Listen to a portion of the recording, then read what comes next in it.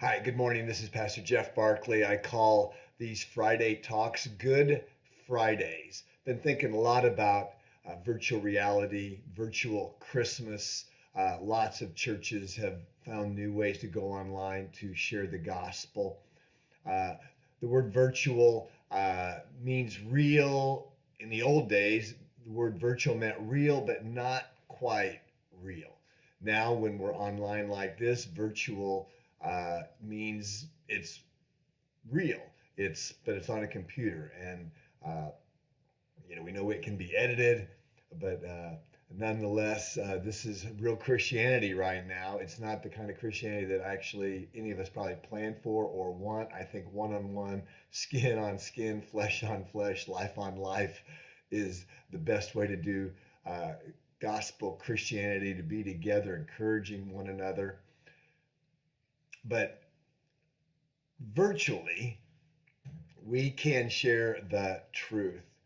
The other day, I was changing my bicycle tires. I have a road bike, a cyclocross bike, and a mountain bike. I like to run, but when I can't run, I bicycle and I wear out tires. And one of my grandchildren saw me doing that and he goes, "You guys, Poppy virtually wears out his bike tires." And what he meant by that was, unbelievably, Poppy actually rides his bike so much he wears out his tires. And then jokingly, I said, "Yeah, I'm where the rubber hits the road." Well, the gospel story is a reality. I'm sharing it virtually, but virtually it's true. And it's where the rubber hits the road. Luke chapter 2, we're reading how Jesus was born. Very familiar story. You're going to hear it if you go to church. If you've been going to church this month, you've heard it. And while they were there in Bethlehem, the time came for her baby to be born. I'm reading out of the New Living Translation. She gave birth to her firstborn child, a son. She wrapped him snugly in strips of cloth and laid him in a manger because there was no lodging available for them.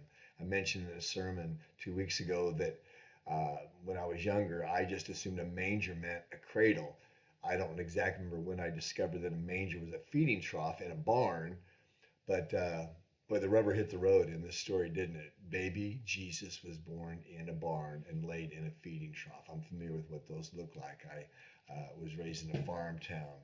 Uh, Very real, very difficult.